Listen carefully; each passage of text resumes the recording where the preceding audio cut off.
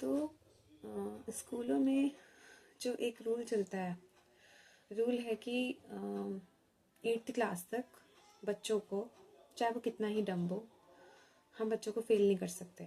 Teachers बच्चों को fail नहीं कर सकते, उन्हें अगली क्लास में पहुंचाना ही है ना। फेल करने पर रिस्ट्रिक्शंस हैं, पाबंदी है ना। फेल नहीं किया जा सकता बच्चों को 8th क्लास तक, उसके बाद फेल हो पास हो कुछ नहीं। और वो बच्चा चाहे जितना भी डम हो, उसे चाहे ठीक से अपना नाम भी नहीं लिखना आता हो, लेकिन तब भी उसे फेल नहीं किया जा सकता। स्कूलों में ये रूल है, टीचर्स के ऊपर ये रिस्ट्रिक्शंस हैं, बच्चे के ऊपर इस तरह की वो नहीं है, जो भी है। तो मेरा क्वेश्चन है कि क्या ये चीज़ सही है, मतलब क्या ये रूल सही है बच्चों के लिए? क्योंकि 8th क्लास तक, 8th क्लास में बच्चों की एज में भी 14-15, हाँ 13-14-15 के आसपास मेरे ख्याल से ये एज होगी बच्चों की। क्या इस रूल से हम बच्चों का जो बेस है वही कमज़ोर नहीं कर रहे? मतलब क्या इस रूल से बच्चों का बेस ही कमज़ोर नहीं हो रहा है? अगर उनका बेस ही कमज़ोर रहेगा तो वो आगे क्या करेंगे? अगर उनको उनकी गलतियों पे ही सज़ा नहीं मिलेगी, है ना, अगर उनकी गलतियों पे ही उनको हम सज़ा नहीं देंगे, सज़ा नहीं मिलेगी, पनिशमेंट नहीं मिलेगी, तो क्या वो खुद में सुधार कर पाएंगे? अगली क्लास में हो सकता है वो कोशिश करें पास होने की, लेकिन वो पास फिर कैसे होंगे? किनारे से वो पास होना क्या ठीक है? आमतौर पे देखा जाए तो इंडियन सोसाइटी में ये चीज़ जो है आजकल के जो वो है कि बच्चे सिर्फ पास होने के लिए पढ़ाई करते हैं कि किसी तरह से पास हो जाएं। इवन एग्ज़ाम देने के बाद बच्चे सोचते हैं कि बस किसी तरह 33 मार्क्स आ जाएं, 33 मार्क्स आ जाए और हम पास हो जाएं, बस इतना काफ़ी है, अगली क्लास में चले जाएं। पहली चीज़, उनके ऊपर किसी भी तरह का ये प्रेशर वो नहीं है, डर नहीं है कि उन्हें पनिशमेंट मिलेगी, और पनिशमेंट के तौर पे अगर वो पढ़ाई सही से नहीं करेंगे तो वो फेल हो सकते हैं। फेल होने का मतलब वो उसी क्लास में बैठ सकते हैं, उनका जो ग्रुप है वो उनसे छूट सकता है, उनका जो फ्रेंड सर्कल है वो उनसे दूर हो सकता है। इसी तरह का उनमें कोई डर नहीं है, ना पढ़ाई का ना किसी और चीज़ का, क्योंकि ये चीज़ ख़त्म है। ठीक है, क्या ये चीज़ सही है यार? बच्चों मतलब क्या इस चीज़ से हम बच्चों का फ्यूचर नहीं ख़राब कर रहे? हम बच्चों को यही चीज़ नहीं बता रहे कि तुम पढ़ाई में चाहे इससे भी ख़त्म हो जाओ, लेकिन तुम तो पास हो ही जाओगे, तुम्हें पास करना मजबूरी है, करना ही पड़ेगा, क्या करें।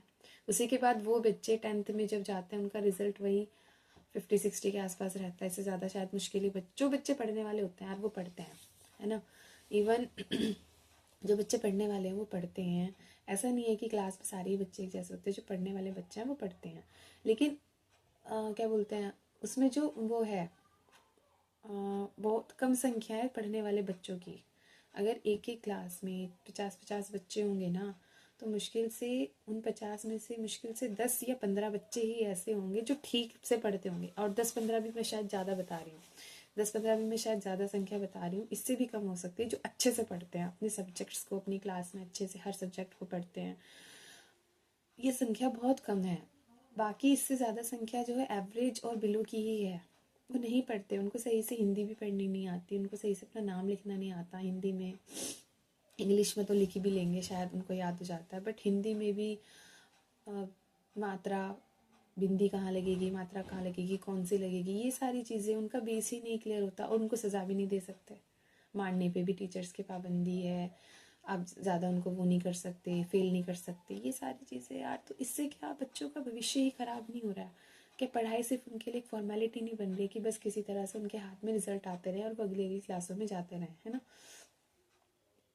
तो फिर क्या फ़ायदा है फिर स्कूली एजुकेशन का, अगर हम बच्चों को लाइफ में कितने चैलेंजेस आते हैं, कितने चैलेंजेस आते हैं। अब इसमें ये कहता है बोलते हैं कि अगर बच्चों को क्लास के उसमें फ़ेल कर देंगे, तो ये चीज़ पहले शायद उस चीज़ से परेशान होकर के ये रूल आया भी था कि बच्चे जो थे अगर क्लास में फ़ेल हो जाते थे तो वो सुसाइड कर लेते थे, है ना। कि फ़ेल होने का उन पर इतना ज़्यादा मेंटली प्रेशर पड़ता था कि वो सुसाइड कमिट कर लेते थे। ये बात बिल्कुल सही है कि एक एक रिज़ल्ट आपकी पूरी ज़िंदगी निर्धारित नहीं करेगा। एक रिज़ल्ट में अगर आप एक इसमें फेल हो गए तो इससे आपकी पूरी ज़िंदगी निर्धारित नहीं होगी, बिल्कुल सही बात है, बट वो एक फेस तो है ना। लाइफ में कितने चैलेंजेस आते हैं, अगर व्यक्ति एक क्लास में फेल होने से इतना ज़्यादा डर जाएगा, इतना ज़्यादा उस चीज़ को अपने ऊपर हावी कर लेगा कि वो सुसाइड कमिट कर सकता है, बिल्कुल कर सकता है। तो क्या हम उसे और ज़्यादा डरपोक नहीं बना रहे हैं? हम उसे और ज़्यादा कायर नहीं बना रहे हैं? बिल्कुल बना रहे हैं। अगर उस पर ये चीज़ इतनी ज़्यादा हावी है, उसको बल्कि हमें उसे समझाना चाहिए कि तुम और अच्छे से पढ़ाई करो और अच्छे से मेहनत करो। इसको ये समझाना चाहिए ना। बिल्कुल सही, ठीक है कि एक क्लास में पास रहने से, एक क्लास में फेल या पास होने से किसी भी व्यक्ति की ज़िंदगी निर्धारित नहीं हो जाती, बिल्कुल सही बात है। लेकिन एक क्लास में फेल होने से उस व्यक्ति का वो इतना भी तो कमज़ोर नहीं हो सकता ना, इतना भी तो कायर नहीं हो सकता कि वो सुसाइड कर ले। तो क्या उससे हम ये कर लें कि हम उसे सज़ा ही देना बंद कर दें? यही मतलब हुआ ना इस चीज़ का, कि हम उसे सज़ा ना दें, चाहे वो जैसा भी हो। हम उसकी गलतियों को इग्नोर करते रहें, इग्नोर करते रहें, इग्नोर करते रहें, ताकि वो और ज़्यादा डरपोक डरपोक और डरपोक बन जाए, है ना। लाइफ में कितने सारे फेजेस आते हैं, कितने सारे चैलेंजेस आते हैं। लाइफ तो सबकी बहुत स्ट्रगलिंग होती है यार, सबकी लाइफ संघर्षों से भरी हुई होती है। किसकी लाइफ कोई ये नहीं कह सकता कि हमारी लाइफ बहुत अच्छी चल रही है, नहीं, किसी की भी लाइफ अच्छी नहीं होती है। अगर हम उन्हीं चैलेंजेस को एक्सेप्ट करने के लिए तैयार नहीं होंगे ना, और ये चीज़ें ही हमें तैयार करती हैं उन सब चीज़ों की, हम फेस कर सके प्रॉब्लम्स को, हम उन प्रॉब्लम्स का सामना कर सकें, हम उन प्रॉब्लम्स में भी सही रास्ते पर चल सकें, अपने टारगेट्स की तरफ चल सकें, बढ़ सकें, कोई भी प्रॉब्लम्स हमें अपने टारगेट से हटा ना पाएँ, ये सारी चीज़ें। तो ये चीज़ है। और पढ़ाई में लेकर के भी अगर बच्चों की ये मेंटेलिटी रहेगी बस किसी तरह किनारे से पास हो जाएं, किसी तरह किनारे से पास हो जाएं। हर ज़्यादातर बच्चों की मेंटेलिटी देखे तो यही होती है कि बस किसी तरह उनके 33 मार्क्स आ जाएं और वो पास हो जाएं और अगली क्लास में चले जाएं, और वो पढ़ाई भी उतनी ही करते हैं, उससे ज़्यादा पढ़ती भी नहीं है। तो यार मेंटेलिटी तो बहुत गंदी है, बहुत ही बेकार। टीचर अपनी तरफ से बहुत कोशिश करेगा कि हर बच्चा पढ़ाई में सही हो, बहुत कोशिश करेगा, लेकिन बच्चों के ऊपर भी तो कुछ पनिशमेंट का वो हो, उन पर भी तो ये क्या बोलते हैं, उनके सर पे भी तो कोई ना कोई तलवार लटकी रहनी चाहिए ना, कि वो फेल भी हो सकते हैं।